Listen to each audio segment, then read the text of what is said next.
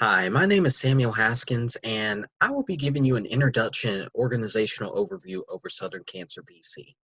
Southern Cancer PC's mission statement is through an integrated, team-based approach, we are dedicated to finding and providing the most advanced therapies and innovative treatment options for the patients we serve fighting cancer and diseases of the blood.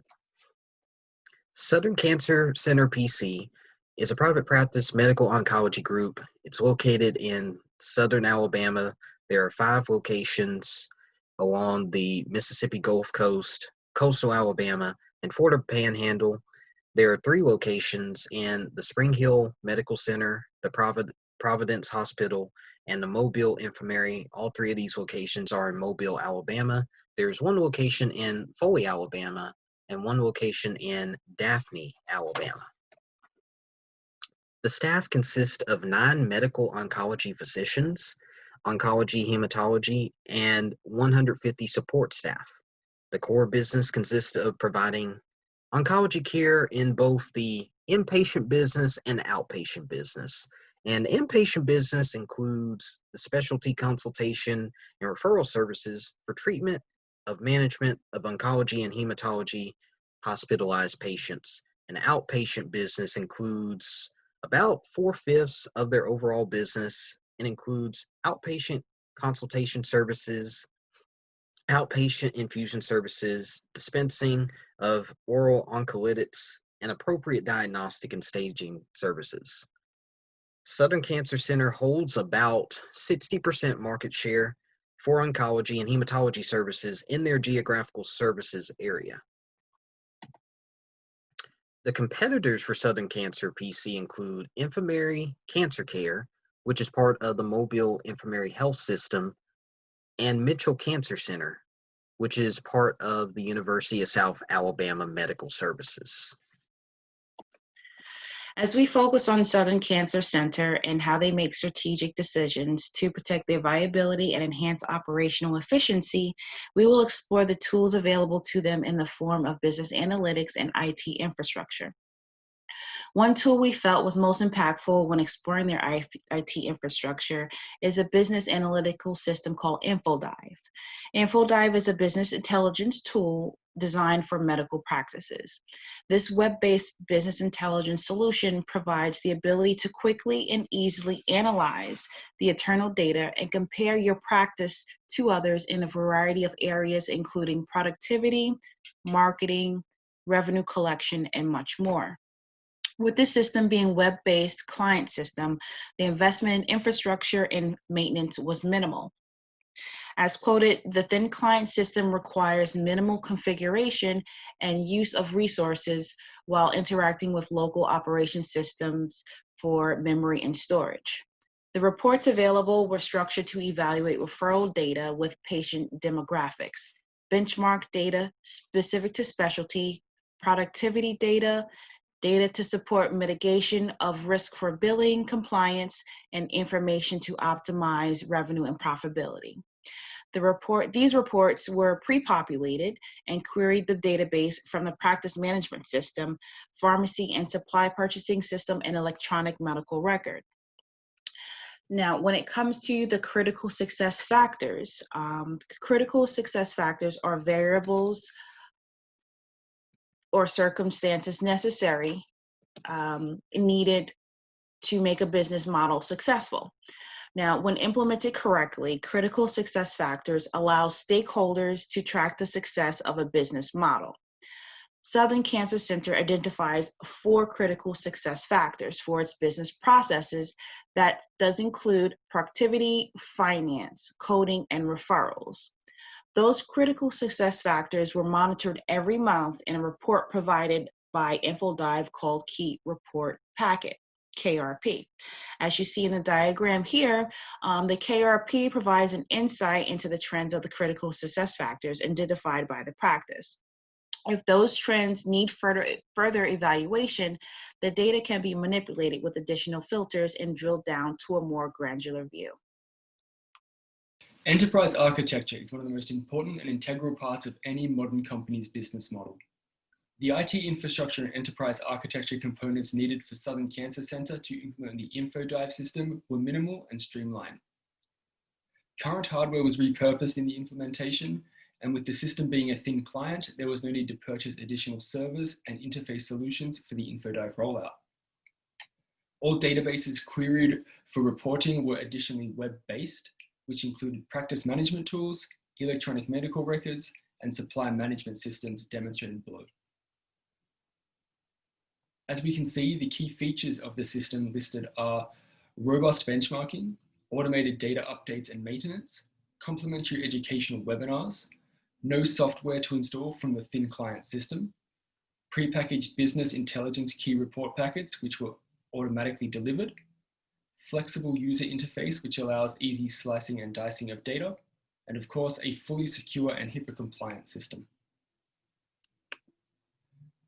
For information management issues, 2 employees were needed for initial rollout and management, which included electronic medical records and support, practice management system support, intranet support and email support, interface support and implementation, and management of system access such as passwords. So now we'll be discussing the supply chain for Southern Cancer Center, and before we go into details, I'll provide a quick definition of what a supply chain is. So a supply chain is a process where raw materials are converted into a finished product, and they are then delivered to the customers by distribution, logistics, and retail methods. So the supplies that a oncology practice requires are drugs and medical supplies such as gloves, masks, and cleaning agents. Supplies are sourced through a GPO or a group purchasing organization. The advantage of using a GPO is you're increasing your bargaining power by purchasing large volumes of products at discount pricing. So the company is able to purchase products at a cheaper price, thus increasing their profit margin on their products. The GPO for Southern Cancer Center is AmerisourceBergen, and their upstream supplier is Oncology Supply, which is one of the largest distributors for oncology centers in the US. And drugs are delivered daily in preparation for next day usage. That way, stock is never sitting on the shelf getting old. It's always in a constant rotation. Here we see the revenue and flow of product cycle diagram. As you can see, the green arrow is the flow of products. You can see it starts with the drug manufacturer, and it works its way down in the center of this graph to the patient. And you can see the flow of funds. This one's a little more complicated, but you can see on the left here, the GPO acts as like a third party between the drug manufacturer and the provider, where you can see the provider will go through the GPO to negotiate discount prices on bulk purchases through the drug manufacturer. And then you can see how the patient will pay the provider pays the distributor, and so forth. So there's many different options here. Some industry trends for supply chain for this organization. A lot of these private medical practices are forming collaborative agreements to become larger in order to sustain a longer competitive advantage. The advantage to doing this is you get better group pricing because they're able to buy products in bulk, and they're able to contract more competitively with insurance companies for treatments. This strategy shows firms improved financial viability and protection of the supply chain. I'm Josh Hill, and I'm going to be discussing Porter's 5 forces and how they interact with Southern Cancer Center and the InfoDive system. In a reissue of his paper, How Competitive Forces Shape Strategy, Porter explained that being able to assess the competitive forces and the underlying causes of them provides the ability to show an industry's current profitability as well as the future framework of that industry too. Porter's 5 forces offer many insights into the current and future competitive forces related to Southern Cancer Center. The first of these forces is the threat of new entrants. There are currently 2 existing large healthcare programs in the area, with a movement for these programs to employ providers and to develop cancer programs which would compete with Southern Cancer Center. These competitors can impact Southern Cancer Center and threaten market share, showing the threat of new entries is moderate and prevalent. The second force presented is the threat of substitute products. Due to heavy regulation of healthcare and pharmaceuticals, the threat of substitute products is very low. Provider exclusivity is also created through history and records with healthcare providers, showing the need for the InfoDive system to be correctly rolled out and implemented. Due to these barriers to entry, we can conclude the threat of substitute products is low, and I just wrecked that second sentence, so we're going to start again. And that's okay.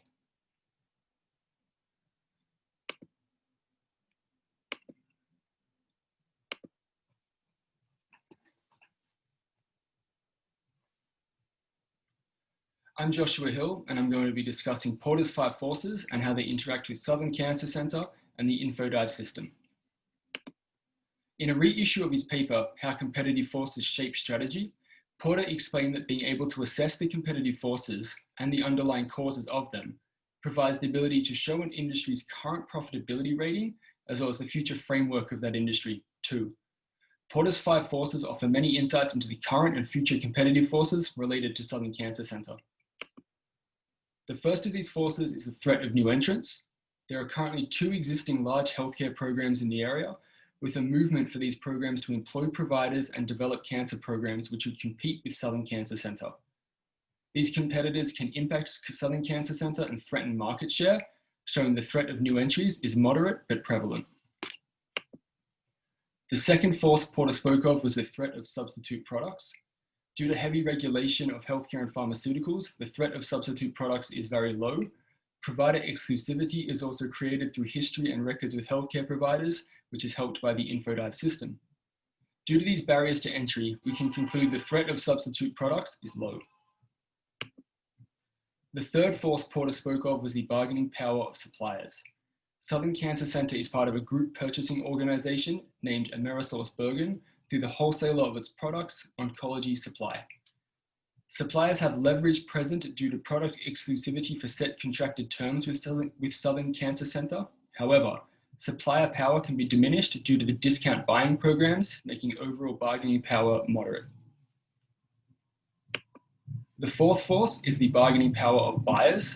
Patients and consumers have significant power in the medical field due to low switching costs, competitive options, and product availability. The bargaining power of buyers in Southern Cancer Center's market is high and needs to be constantly monitored with strategy. The final force Porter mentioned was the rivalry among existing competitors. Rivalry exists between Southern Cancer Center and regional providers like UA at Birmingham and MD Anderson, as well as regional cancer center competitors University of South Alabama and Mobile Infirmary, offering options for current and potential consumers.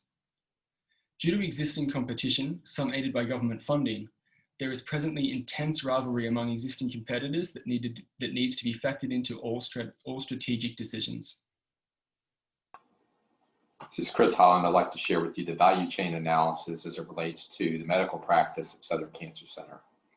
So the value chain analysis will include the primary and secondary activities of this medical practice, and all the components of the value chain can be analyzed through this business analytic tool of InfoDive.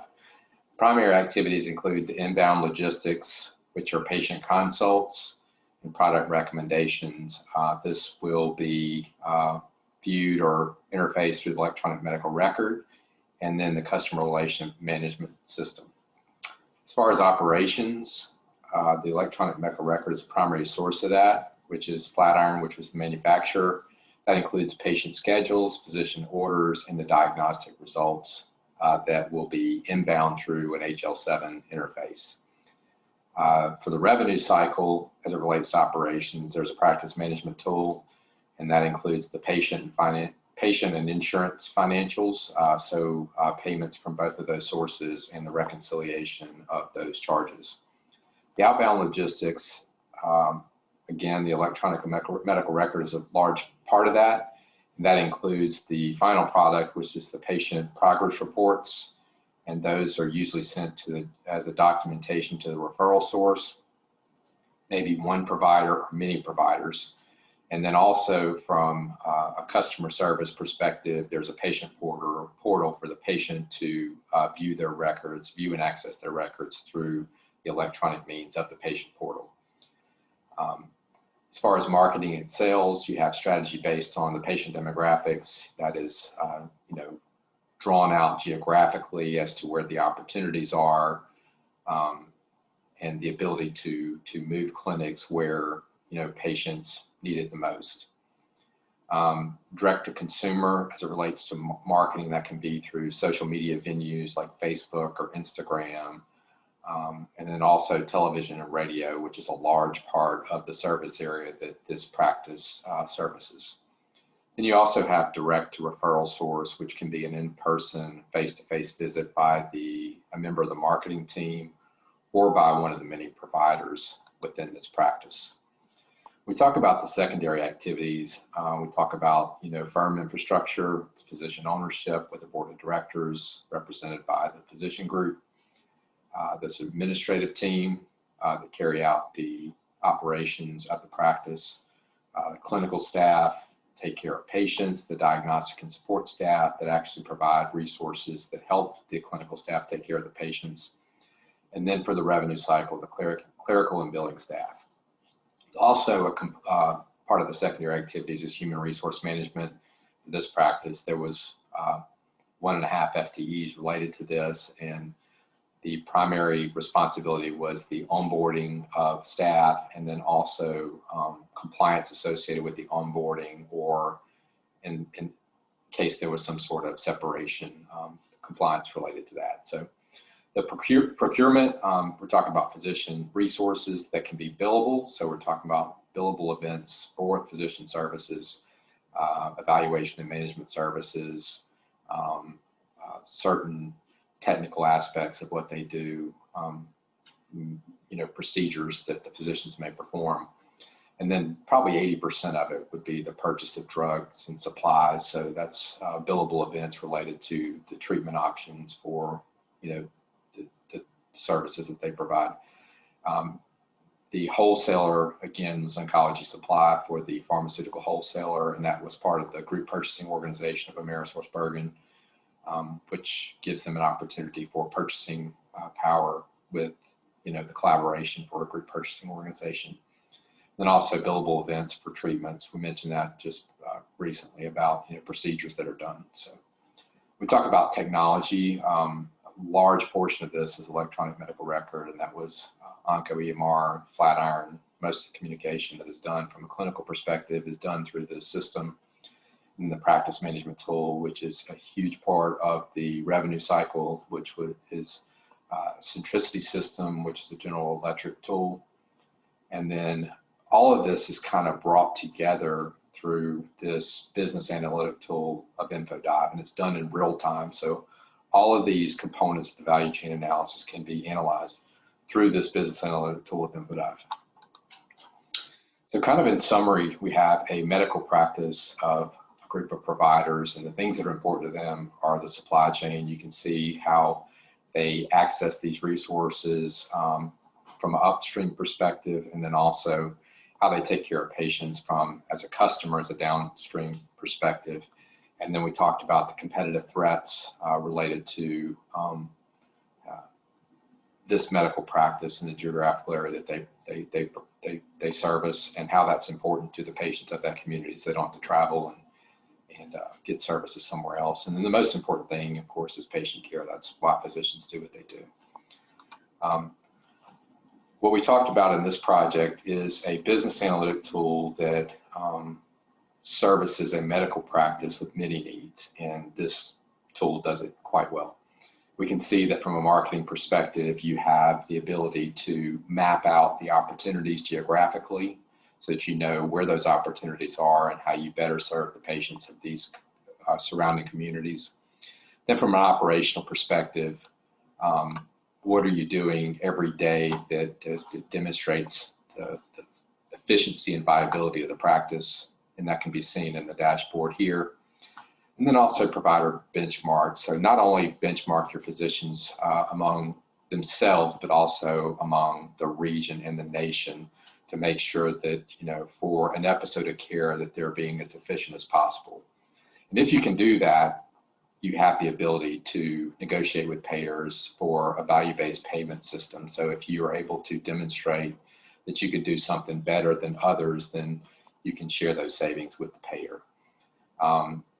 So this system, InfoDive, has the ability for the entire continuum of care as it relates to marketing, reimbursement, value-based payments, efficiency, and then audit risk. So, making sure that when you're dealing with governmental payers that you're doing that in a compliant manner. So that was our project here. We talked about a large medical practice and how they become more efficient by the use of information technology.